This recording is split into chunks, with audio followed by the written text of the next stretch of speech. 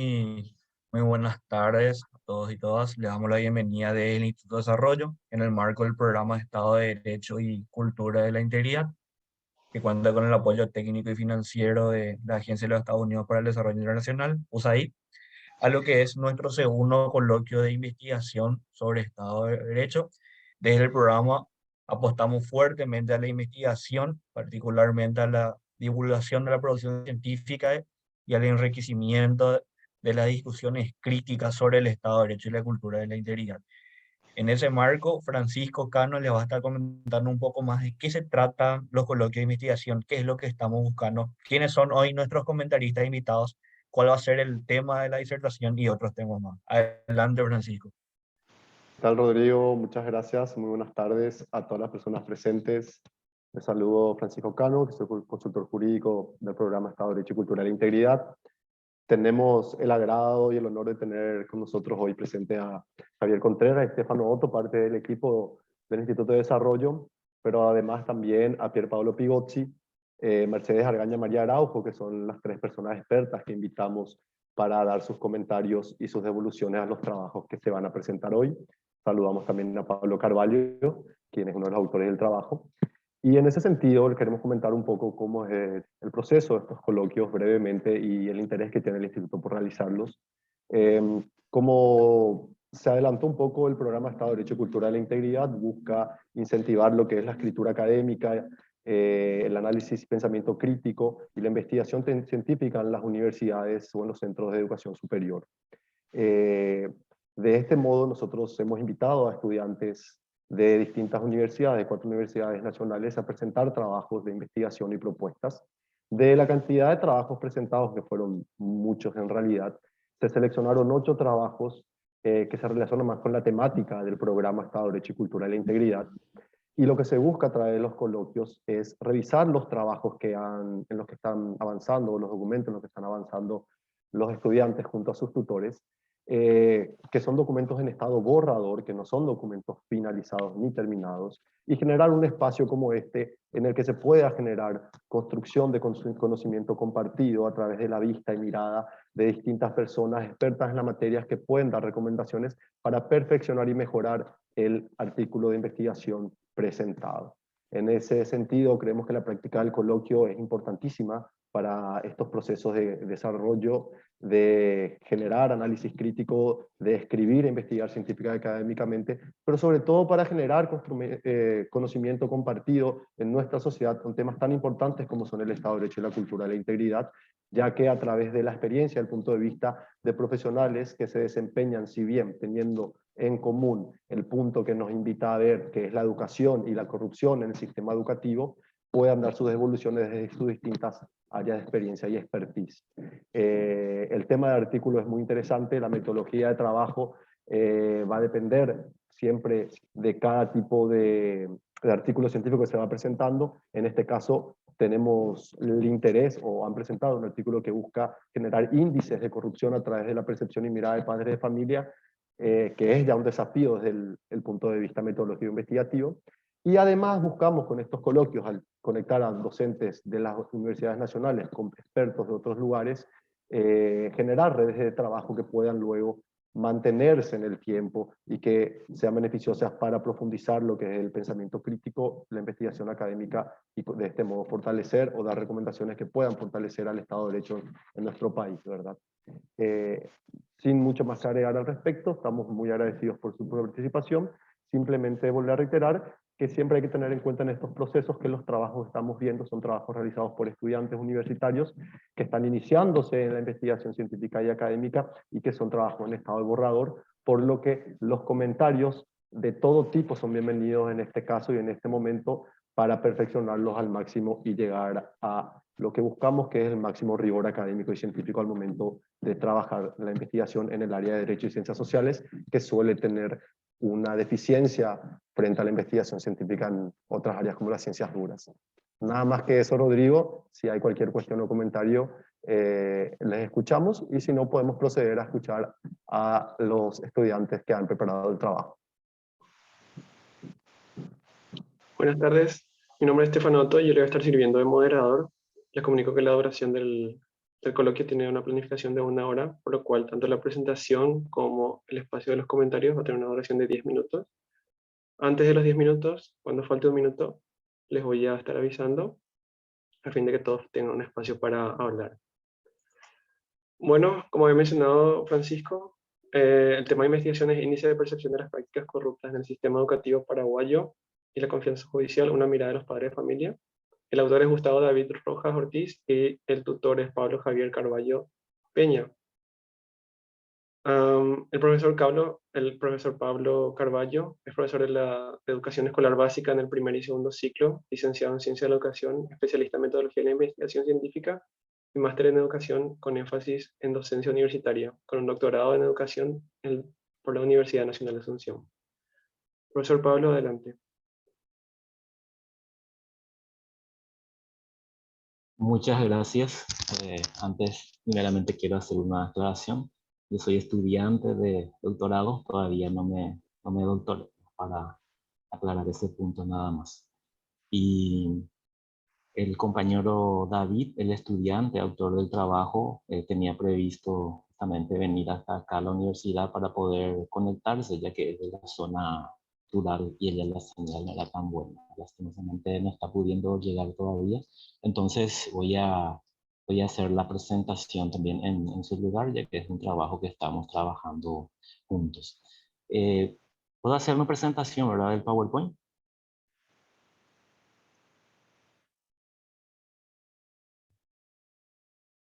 Pablo, compartí nomás, tenés acceso. Sí, acá ya.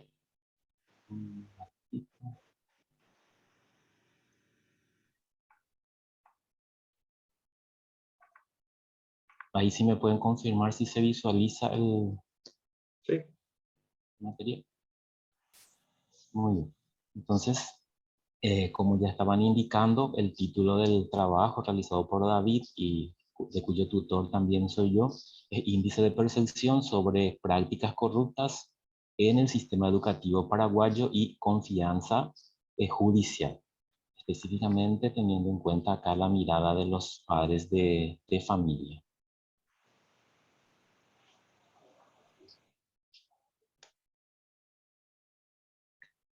Muy bien, para iniciar, primeramente me gustaría que podamos hacer una imagen mental, imaginarnos un poco que nuestros hijos van a una institución educativa, a una escuelita de una zona rural, que esa escuelita es de madera, que nuestros hijos van en salas de clase donde los pupitres no están tan bien construidas, son añejos, añejas, la pizarra de madera, el docente que utiliza tizas para poder impartir su enseñanza.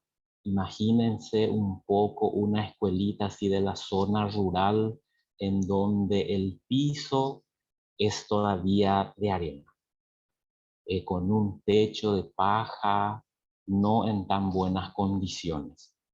Imagínense que el directivo de esa institución ha solicitado o le han prometido construcción de nuevas salas, que le han dicho un tiempo determinado y que nunca se haya cumplido con ellos.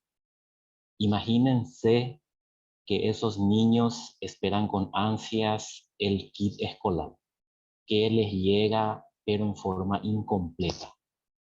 Imagínense a esos niños que van muchas veces sin desayunar a la escuela y que esperan con ansia el almuerzo escolar o el vaso de leche, pero que ese almuerzo, esa leche, tiene un tiempo límite, que va hasta mitad de año o hasta agosto, septiembre, porque ya no hay recursos para comprar. Entonces, son situaciones reales que muchas veces pasan los niños o directivos de una institución educativa en zonas rurales. Y ahí esta frase creemos nosotros muy oportuna que dice: la corrupción no es solo el producto de la voluntad individual, sino el resultado de un marco institucional de escaso desarrollo normativo y prácticas administrativas deficientes.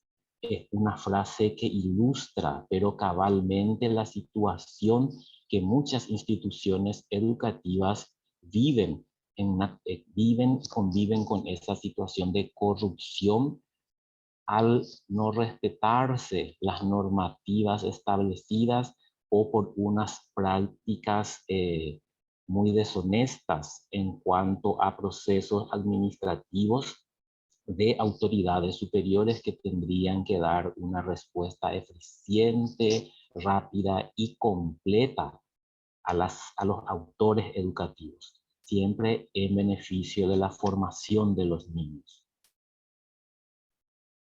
Algunos datos generales en relación justamente a la corrupción en Paraguay nos indica que nuestro país está en el puesto 137 de 180 países evaluados en cuanto a índice de corrupción. Esto de acuerdo a la Organización de Transparencia Internacional. Asimismo, en cuanto a ausencia de corrupción, el índice de Estado de Derecho del Proyecto de Justicia Mundial ha ubicado al Paraguay en el número 28 de 32 en la región de Latinoamérica y el Caribe. Y a nivel global en el puesto 124 de 140 a nivel global. Estos son datos actuales del 2022 que Transparencia Paraguay ha publicado. En relación específica a la educación, el prebendarismo político para el acceso a cargos educativos en lugar de la meritocracia ya era un hecho mencionado por Montero Tirado, uno de los grandes pensadores educativos de nuestro país, y denunciado en el diario ABC Color en el año 2020 como una práctica común dentro de lo que es el sistema educativo paraguayo. Infraestructuras inadecuadas, riesgosas de las instituciones educativas, el mal uso de los recursos del FONACIDES por las municipalidades, muchas veces desembolsos millonarios del propio MEC a empresas constructoras sin que éstas inicien las obras, son también algunos hechos constatados y denunciados en medios periodísticos en el año 2022. Igualmente, la Contraloría General de la República, en un informe que lanzó en este año 2023 y que abarca un poco un estudio del periodo 2021-2022 de municipalidades y gobernaciones en cuanto a la distribución de programas de alimentación escolar, ha encontrado ciertas irregularidades también en ese sentido, porque instituciones educativas como las que les mencioné que imagináramos vulnerables no han sido beneficiarios de este programa, siendo que tendrían que ser la prioridad. Y ahí entonces encontramos muchas veces el inconveniente de la falta de denuncia de estos hechos deshonestos. O si hay denuncias, no se les hace caso, no hay un seguimiento. Hay una escasa respuesta en ese sentido del sistema judicial también, que repercute al final en la confianza que la ciudadanía tiene de nuestro sistema de justicia, y empieza a normalizar lo que es la corrupción y ya se lo ve como algo habitual, frecuente y algo cultural, impidiendo de esa manera una educación equitativa, una educación de calidad que ayude a la formación de los estudiantes y que estos sean útiles en un futuro a la sociedad. Teniendo en cuenta todos esos aspectos mencionados, el trabajo de David tiene el objetivo de determinar el índice de percepción de esas prácticas corruptas en el sistema educativo paraguayo. En ese caso, desde la mirada de los padres de familia, quienes son los involucrados directos en este aspecto, de una institución educativa de la ciudad de Loreto, departamento de Concepción, en el periodo lectivo 2023. ¿Cómo se estaría abordando este trabajo de investigación en la segunda parte que viene a ser el trabajo de campo? Primeramente, una metodología de enfoque cuantitativo. El nivel de conocimiento esperado a generar viene a ser el descriptivo, el diseño de la investigación no experimental. La población sería padres de familia, 60 padres de familia de la institución educativa John F. Kennedy de la ciudad de Loreto, y se estaría recolectando los datos a través de un cuestionario estructurado en dos componentes. Uno para medir justamente el índice de la percepción en cuanto a las prácticas corruptas en temas bien específicos relacionados a lo educativo, y una segunda parte para medir la confianza en el sistema judicial, vinculando un poco esos dos tópicos, la percepción y el nivel de confianza que tienen ellos en relación a la misma. Entonces, esta sería un poquito la metodología de trabajo. Ahora mismo la VIP está en proceso de recolección de los datos para poder tener los resultados y compartir más adelante eso.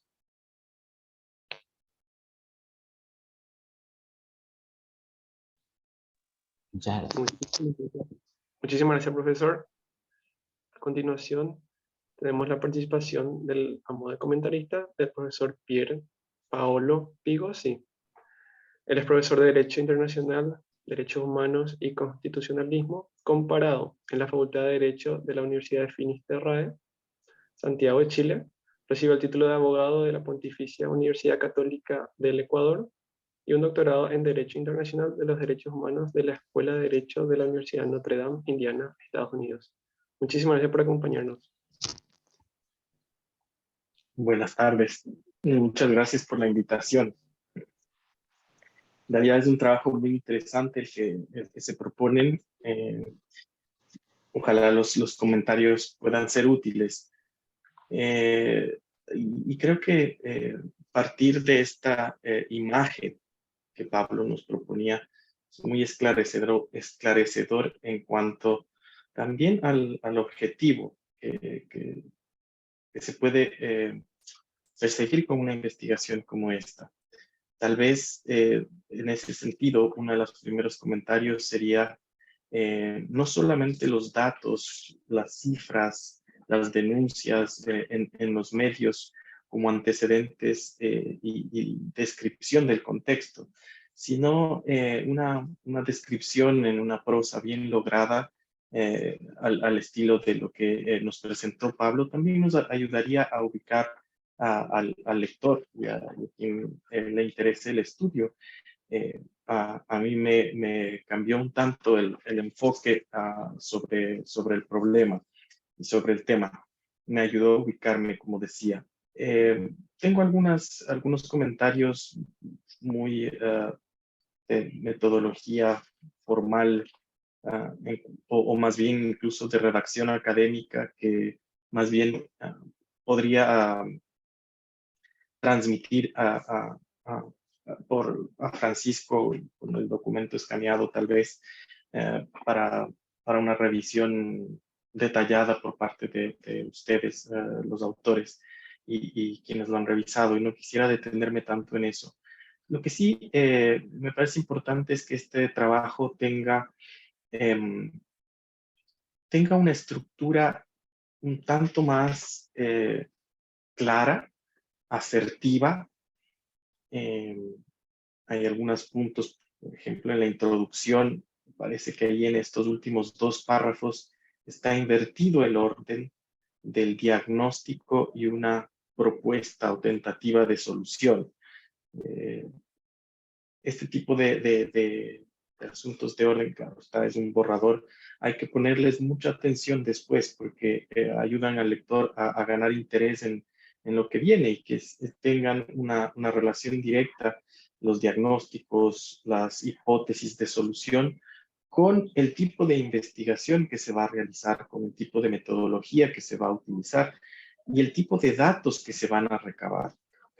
Hay que mantener esta idea de bosque, si ustedes quieren, en mente todo el tiempo para que haya una sistematicidad en la investigación y para que haya también una conexión, una relación de relevancia, causa, efecto entre la información que se presenta tanto en el marco teórico, la introducción, con lo que vendrá después en la metodología. A eso también hay algo de necesidad en las citas que son interesantes, los estudios que nos refieren. Quizá podrían lograrse mejor hacia asuntos más concretos. Por ejemplo, los estudios que nos hablan sobre el nivel o la percepción de la corrupción en las instituciones públicas, lo citan porque hay algo concreto de la corrupción en instituciones públicas educativas, o es un marco todavía más abstracto, todavía de lo general, de lo público. ¿Cómo se relaciona esto con la educación? ¿Cómo se relaciona estas citas con el lugar donde se va a realizar o donde se está realizando ya las entrevistas y recabación de información?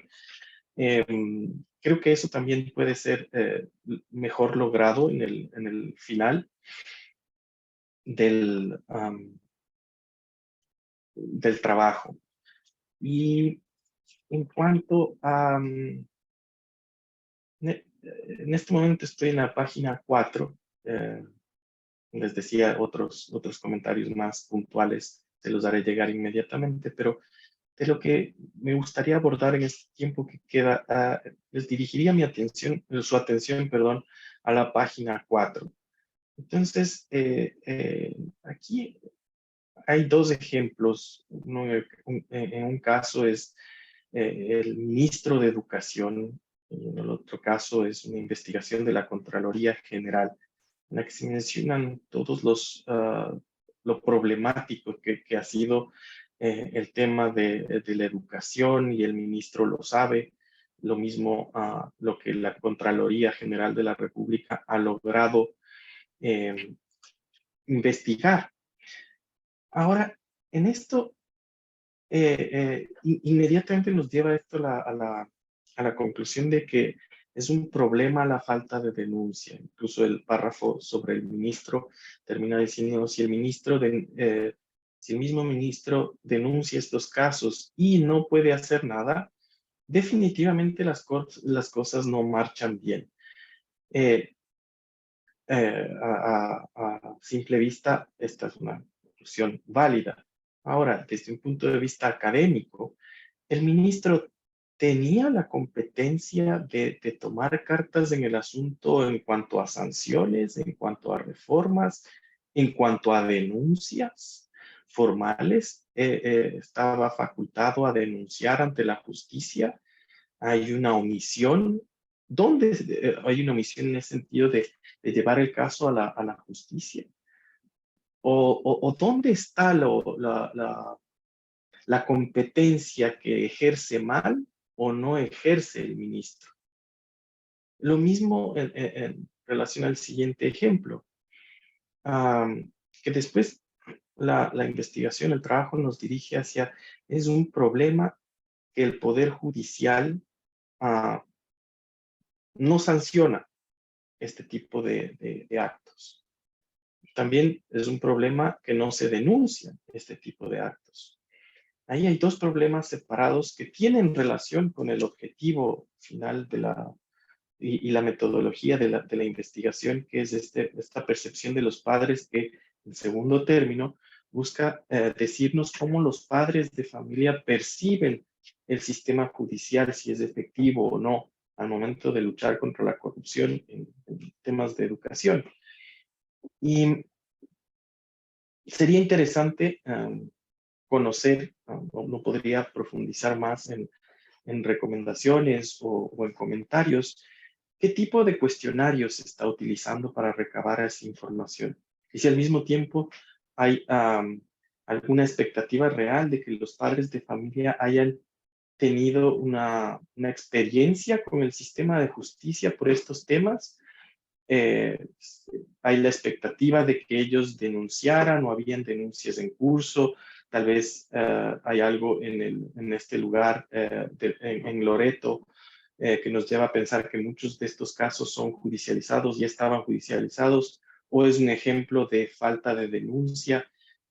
Todo eso, si se sabe de antemano, o no sé si lo saben los investigadores, ayudaría a direccionar de mejor manera el tipo de preguntas para el tipo de información y el tipo de percepción que se recabe. Me parece importante, entonces, volviendo a lo que les decía antes, saber que en el marco de las denuncias hay algunos, o de la denuncia a la corrupción, hay algunos funcionarios que están obligados a hacerlo y es grave si lo omiten. Hay otros casos en los que es facultativo. Hay otros casos en los que los funcionarios mismos administrativos o del Ejecutivo tienen la competencia de actuar directamente, pueden ser con procedimientos administrativos o reformas de política pública para evitar estos cuellos de botella de corrupción. Y habría que saber dónde están, qué competencias tiene el ministro o la Contraloría, de tal manera que se los pueda juzgar si es que fueron efectivos o no. Tal vez más claro, si el ministro tiene la facultad de reformar la política pública, pero no puede ser él quien denuncie o no puede ser él quien sancione, estaríamos esperando algo irreal si directamente esperamos que él active el aparato judicial, ¿no? Tal vez eso le corresponde a otra rama del Poder Ejecutivo o incluso de algún otro organismo de control. No lo tengo claro cómo funciona en Paraguay, pero esa parte sería importante que la aclaren en la introducción, en la delimitación del problema. Y pues eso, me parece que será muy útil los resultados también en cuanto a el tipo de preguntas que se realicen para medir la percepción, para que sea una percepción más precisa, más concreta, tanto que amplia, porque la percepción amplia, yo creo que en los países de la región, especialmente en las zonas rurales, siempre va a ser de insatisfacción y abandono. Pero Queda un minuto. listo, eso era, justo estaba por terminar. Gracias. Muchísimas gracias a usted, Pedro. Bueno, a continuación vamos a recibir los comentarios y sugerencias de la decana doctora María Concepción Araujo. Ella es doctora en educación, además de contar con un magíster en ciencias sociales y especializaciones en administración educacional y metodología de la investigación. Es decana de la Facultad de Humanidades y Ciencias de la Educación de la Universidad Nacional de Concepción. Muchísimas gracias por acompañarnos y adelante. Muy bien, muy buenas tardes. Gracias a ustedes por la invitación. La temática que Pablo Carballo planteó me parece importante, pertinente para nuestro país. Paraguay tiene el gran desafío de poder salir de la lista de ser un país con alto índice de corrupción. Yo creo que la educación es el camino, es el único camino en el cual debemos de apostar para poder lograr. Creo, Pablo, que la temática abordada es muy pertinente. Me sumo un tanto a los comentarios de Pier Paolo en el aspecto de poder describir más la temática, así como hiciste hoy en la presentación de las diapositivas, donde diste una ilustración perfecta de lo que es la educación rural en nuestro país, lo puedas hacer en el artículo a modo de que pueda tener atractivo para la lectura. Es importante destacar en la introducción la problemática específica que estás abordando. También yo considero como la temática va dirigida a padres de familia y ¿quiénes son los padres de familia dentro? ¿Qué papel juegan los padres de familia dentro de una gestión educativa? Entonces, incluir dentro del trabajo qué dimensión es la que trabaja, la que apoya, en la que ayudan los padres de familia dentro de la gestión educativa. Entonces, también hacerle partícipes a ellos dentro de la unidad de análisis, esté inserta dentro de la introducción, a modo de entender de que son ellos los que van a dar la percepción del trabajo. Así como Pier Paolo destacó la importancia del instrumento que va a ser utilizado para desarrollar el trabajo. Sabemos que medir la percepción requieren instrumentos buenos para lograr que los resultados sean válidos, sean concretos, no estén sesgados. Entonces, de ahí la importancia que el instrumento sea validado por expertos. Y en el manual, en el material decías que el instrumento va a estar evaluado, va a estar trabajado por docentes de la Universidad Nacional de Concepción, docentes investigadores de la Universidad Nacional de Concepción. Yo creo que sería conveniente también llevar a terreno ese instrumento antes de ser aplicado y que puedan ser validados también por directores, por profesores, por padres de familia. Algunos padres de familias que puedan formar parte de la validación, porque por supuesto posteriormente no estarán formando parte de la muestra. Entonces tendrías un acercamiento más a la realidad. Yo en el artículo también mencionabas un trabajo que se había realizado ya años atrás, donde el índice de percepción, la percepción sobre la corrupción en las instituciones públicas, donde la gente ha perdido la confianza de la transparencia de las instituciones en las autoridades, año 2015, yo creo que los resultados no variarán mucho. Nos iríamos por lo mismo, pero destacar y también hacer valer de que hay avances en nuestro país. A lo mejor no estamos en el punto inicial, ya hemos avanzado.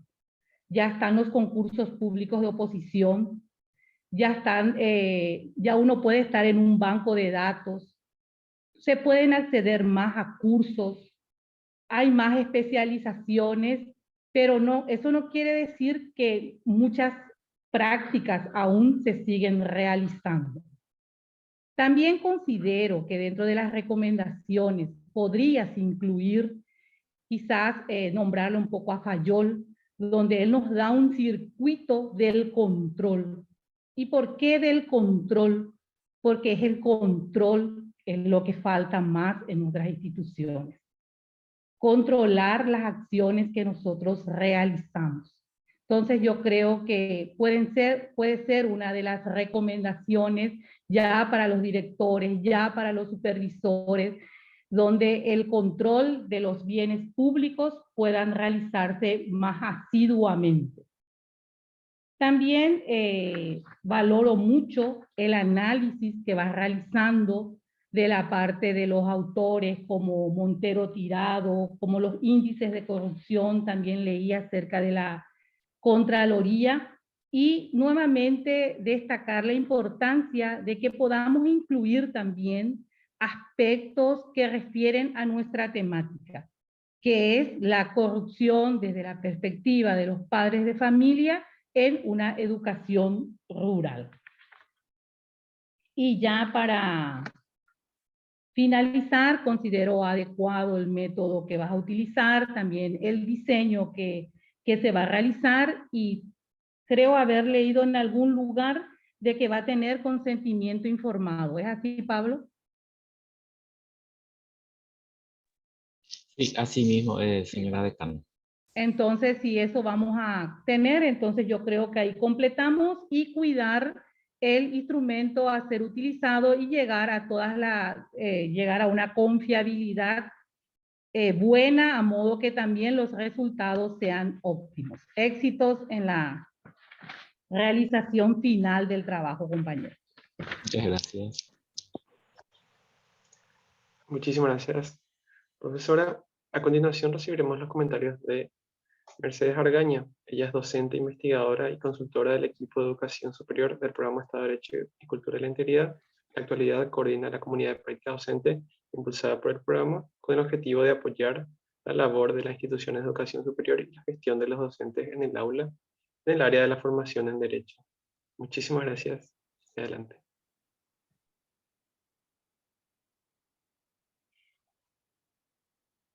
Bueno, contribuyendo con el documento, lo que comentaban previamente de nutrir de contextualización específica sobre la problemática de la corrupción en el ámbito educativo, es un punto desde el cual quiero partir. Y en ese sentido, algunas notas técnicas que ya pongo a disposición. En el 2010, la UNESCO publicó un documento que creo que es así como clave, importante, porque marca justamente una señalización muy clara sobre las particularidades que tiene la corrupción en el ámbito educativo y el impacto que genera, no solo en la desviación de los fondos para una misión institucional esencial, que es la educación, sino porque también naturaliza las prácticas corruptas y genera que se enturbien los sistemas educativos y que generemos ciudadanos proclives a aceptar la corrupción como una práctica socialmente válida. Por lo tanto, creo que ese es un punto importantísimo y hay otra investigación muy interesante, la OCDE, en relación a cómo se ha encarado históricamente en el análisis de los sistemas de integridad en las instituciones educativas, y también advierte la lenta reacción de este sector a tomar medidas radicales vinculadas a fortalecer la infraestructura de integridad de las instituciones educativas, y que eso no condice con la gravedad del riesgo que tiene la institución educativa ante la corrupción. Y finalmente, en el 2020 también la OCDE publicó un manual de integridad pública donde hacen mención específica a programas en los que participa la sociedad civil, y creo que esa es una referencia también interesante. Otra referencia local que creo que es ineludible mencionar es que tenemos un Plan Nacional de Integridad, Transparencia y Anticorrupción vigente que está liderado por un equipo de instituciones que busca hacer esta transformación institucional y afianzar los cambios que se han ido dando, como bien ya señaló la colega María, ¿verdad? A nivel nacional hemos tenido avances en incorporar modelos de control interno, en generar instancias de cumplimiento. ¿Cómo se vive todo eso en el sistema educativo? Es parte de la particularidad que hay que aterrizar. Entonces, en este plan, recordarán ustedes, se trabaja en función a varios ejes y uno de ellos tiene que ver con el acceso a la información pública, la transparencia y la participación ciudadana. Entonces, para el control social, para la participación de las asociaciones de padres o grupos organizados o no de la sociedad civil, es muy importante que los canales estén abiertos, y en ese sentido hemos tenido importantes progresos con mecanismos de transparencia activa que ya están disponibles. El RUE, que es el Registro Único del Estudiante, nos permite hacer monitoreo de matrícula. La ejecución presupuestaria se publica a las municipalidades que tienen una participación en el sistema educativo, también deben rendir cuentas sobre el uso de sus recursos. Es decir, coincido plenamente en que han habido avances en términos de instrumentos de transparencia. Lo que sí considero es que sigue siendo difícil la participación ciudadana, porque no tenemos una ley de participación propiamente y hay que buscar los mecanismos y los canales desde donde ejercer ese rol. Hay muchos documentos que también se pueden mencionar, hay algunos de interés regional muy importantes, como este publicado por el CAF hace poco tiempo, que es la integridad en las políticas públicas. O sea, cómo desde las políticas públicas vinculadas a educación, vinculadas a acreditación de calidad educativa, se está planteando el combate frontal a la corrupción. Este documento plantea varias líneas de acción y una de ellas es considerando, digamos, todos los avances y las posibilidades que promueve o favorece la transparencia, los programas de gobierno abierto, a los cuales Paraguay también está suscrito, cómo se incorpora y ejercita el monitoreo ciudadano. Así es que desde ahí creo que también hay mucha confirmación de que la estrategia de empoderar a las asociaciones sociales, en este caso a las asociaciones de padres, es una estrategia validada como muy importante. Y en cuanto a cómo se combate la corrupción en Paraguay, quiero compartir con el colega Pablo y con el estudiante que está redactando el trabajo, que tenemos un índice de capacidad para combatir la corrupción que ya lleva 3 ediciones, de las cuales Paraguay ha participado de 2. Y en este índice se mide básicamente cómo se percibe la capacidad legal en la institución, cómo se percibe la democracia y las instituciones públicas y cómo se percibe, digamos, el rol que ocupa la sociedad civil y la prensa en las diferentes estrategias de combate a la corrupción. Entonces este índice nos muestra que de los 3 factores medidos, las formas más efectivas de ataque frontal a la corrupción se ha dado a través de la sociedad civil. Desde la conformación de asociaciones de ciudadanos, desde grupos de presión, desde prensa activa, y que incluso con la potenciación del poder público, del poder de participación de las redes sociales, esto ha cobrado una importancia probablemente mayor. Entonces, considero que es interesante hacer mención de este índice, mostrar, y aquí hay una de las evidencias que mencionaba María de cómo hemos ido mejorando en los puntajes, ¿verdad? En la primera obtuvo un puntaje de 3.88, en la segunda 3.8 y ahora estamos con 4.45, que es la última medición del año pasado. De todas maneras, aunque hemos ido subiendo los índices, cuando nos comparamos regionalmente, Paraguay sigue estando por debajo de nuestros vecinos cercanos. Por debajo de Uruguay, por debajo de Chile, por debajo de la Argentina. Entonces es muy interesante ver que a pesar de los logros, que hay que mencionarlos y que son muy meritorios probablemente por todo lo que implican en términos de combatir un problema social estructural como es la corrupción en Paraguay, aún tenemos mucho que transitar y probablemente fortalecer el monitoreo ciudadano, la participación ciudadana a través de las asociaciones de ciudadanos es una vía en la cual hay que perseverar. Entonces, en ese sentido, creo que mencionar todo esto como contextualización, además de precisar lo que ya se mencionó previamente de cómo impacta la corrupción en las instituciones, en el ámbito educativo, va a ser necesario en el trabajo. En eso concuerdo ampliamente.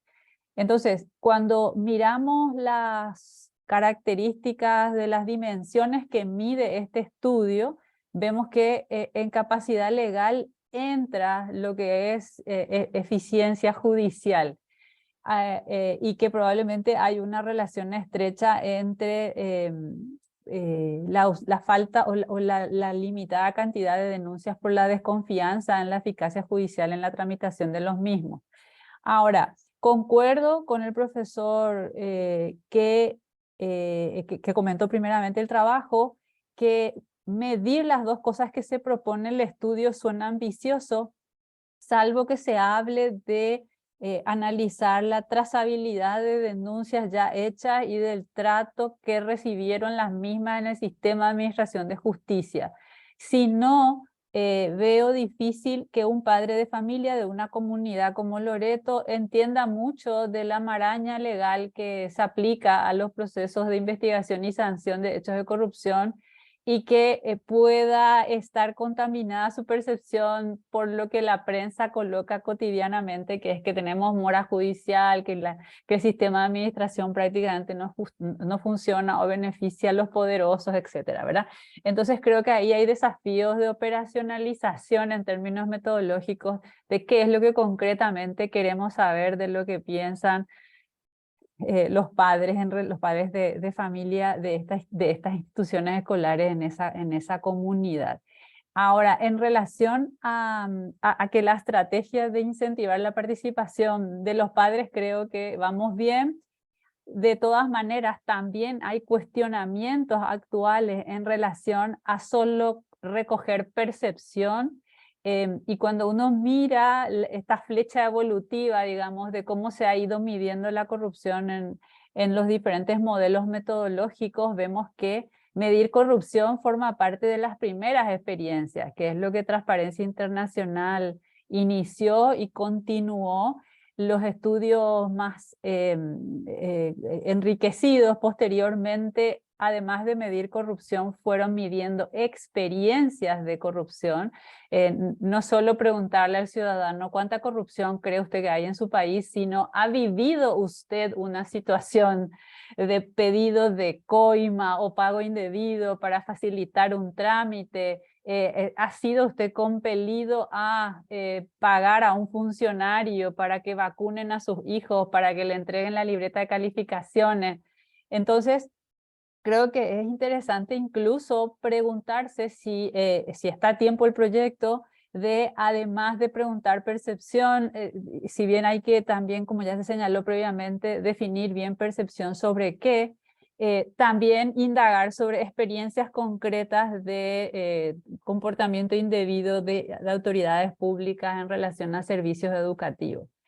Y otro nivel de medición ya más complejo es medir los sistemas de integridad a nivel nacional. Eso está fuera de lo que puede hacer un trabajo como el que se pretende, pero es muy interesante ver que posteriormente a lo que la propia Transparencia Internacional fue instalando como medición de sistemas nacional de integridad, se ha avanzado en medir los niveles de integridad institucional, es decir, cómo está la institución educativa en el Paraguay en términos de sistemas de integridad.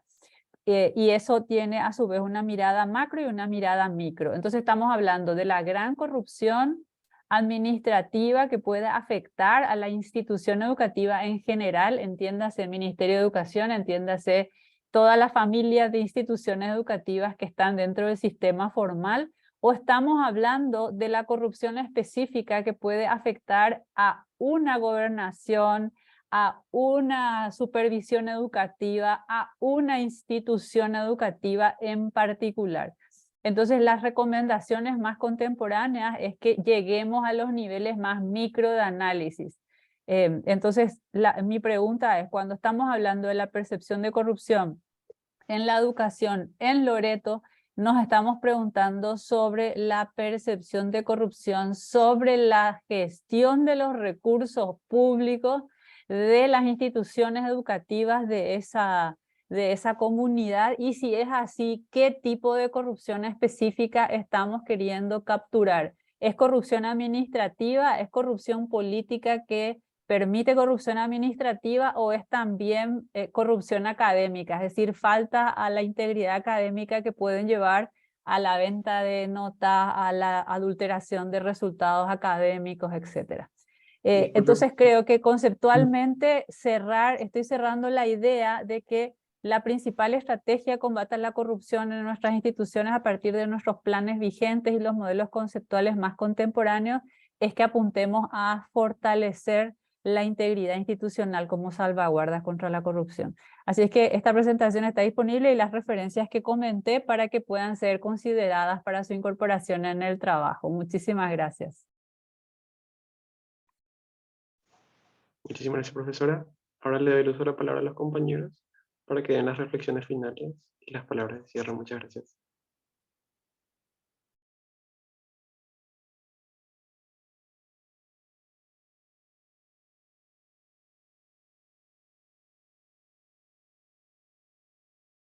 Rodrigo y Francisco. Sí, perdón, yo pensé que Pablo iba a hablar primero y luego... Yo también pensé lo mismo. Sí, cuando dice Estefano... Pero decían, si le quieren dar uso de la palabra al profesor Pablo, excelente. Sí, por Sí. eso. Muy bien. Primeramente, muchas gracias a cada uno de los que dieron su aporte para mejorar el trabajo. Acá estuve anotando justamente punto por punto las recomendaciones que considero demasiado válidas, muy pertinentes, y que estaremos trabajando nuevamente con David para poder mejorar el trabajo y ajustarlo de acuerdo a estas enriquecedoras recomendaciones que cada uno de los panelistas estuvo dándonos. La idea justamente es tener un trabajo de investigación bien sólida y que aporte algo, ¿verdad? Que tenga una buena metodología y que realmente recolecte datos bien útiles. Y creo que eso vamos a lograr con estas recomendaciones muy oportunas que cada uno nos ha dado, también esos materiales que nos proyectó la doctora Mercedes, interesantísimos. Yo creo que eso también nos va a servir, pero muchísimo si podemos acceder a ese material, será buenísimo para mejorar y enriquecer el trabajo. Entonces, estamos muy contentos realmente y la idea es mejorar y tener un buen resultado útil y que sirva realmente para ir mejorando en lo que se refiere a nuestro sistema educativo y el combate un poco de la corrupción en ese sentido. Nada más que eso.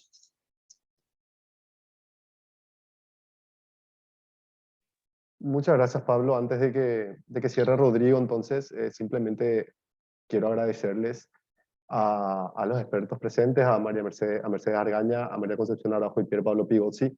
Como dijimos al comienzo, desde el instituto creemos verdaderamente que estos procesos, además de enriquecer, ¿verdad?, el trabajo propio de Pablo, y agradecer también a Pablo por su predisposición y su entendimiento de que este proceso lo que busca es mejorar y perfeccionar el trabajo, y cualquiera que estemos en su lugar vamos a estar recibiendo recomendaciones del mismo estilo.